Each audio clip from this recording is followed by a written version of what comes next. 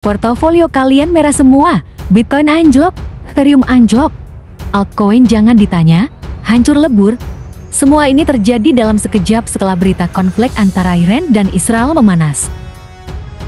Pasti sekarang di kepala kalian ada dua pertanyaan besar, haruskah gue jual semua sekarang buat nyelamatin sisa modal? Atau wah ini diskon besar, waktunya serok bawah? Tenang, jangan panik. Di video ini, kita akan bedah tuntas apa yang harus kalian lakukan. Bukan cuma sekadar beli atau jual, tapi strategi cerdas untuk menghadapi badai ini, jadi tonton sampai habis. Oke, pertama, kenapa sih perang di Timur Tengah bisa bikin market kripto boncos? Jawabannya simpel. Ketidakpastian. Dalam dunia investasi, ketidakpastian adalah musuh terbesar. Ketika ada konflik besar, investor global dari yang kelas O sampai kelas III cenderung takut mengambil risiko. Mereka akan melakukan apa yang disebut risk off sentiment. Artinya, mereka menjual aset-aset yang dianggap berisiko tinggi seperti saham teknologi dan, tentu saja, cryptocurrency. Lalu uangnya dipindahkan kemana? Ke aset safe haven atau aset aman, seperti emas yang harganya justru naik, dan dolar Amerika Serikat.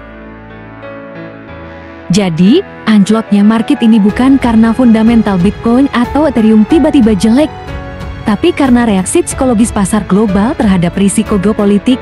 Ini penting untuk dipahami. Nah, sekarang kita bahas dilema utamanya, panic sell atau serok bawah. Kita bahas yang pertama. Panic sell, ini adalah reaksi menjual aset secara impulsif karena takut harganya akan turun lebih dalam lagi. Bahayanya apa? Seringkali, kita justru menjual di harga paling bawah. Saat market mulai pulih, kita sudah tidak punya barang dan akhirnya hanya bisa menyesal. Sekarang pilihan kedua, serok bawah atau buy to dip. Kedengarannya keren, kan? Beli aset di harga diskon. Tapi ini juga ada risikonya. Istilahnya, catching a falling knife atau mencoba menangkap pisau jatuh. Kalau kita terlalu cepat masuk, tapi ternyata harganya masih terus turun, modal kita malah makin tergerus. Jadi, dua-duanya ada risiko. Terus gimana dong solusinya? Langkah pertama, berhenti. Justru jangan lakukan apa-apa dulu. Jangan buka aplikasi exchange setiap 5 menit. Tarik napas, keputusan terbaik tidak lahir dari kepanikan. Tanyakan pada diri sendiri, apa tujuan awal saya investasi di kripto? Jangka pendek atau jangka panjang? Jika tujuanmu jangka panjang misalnya 3-5 tahun, gejolak sesaat seperti ini seharusnya tidak mengubah rencanamu secara drastis. Langkah kedua, terapkan strategi dollar cost averaging DCA. Ini adalah strategi terbaik di market yang sedang bergejolak. Daripada mencoba menebak titik terendah, lebih baik kalian mencicil pembelian secara rutin.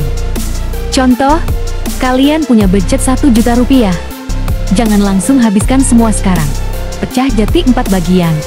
Beli 250.000 minggu ini, 250.000 minggu depan, dan seterusnya. Dengan cara ini, kalian akan mendapatkan harga rata-rata yang lebih baik dan mengurangi risiko membeli di harga puncak palsu. Langkah ketiga, jika memang ingin menyerok, fokus pada aset berkualitas. Di saat seperti ini, jangan spekulasi pada shitcoin atau memecuin yang tidak jelas. Risiko mereka untuk hilang selamanya sangat tinggi.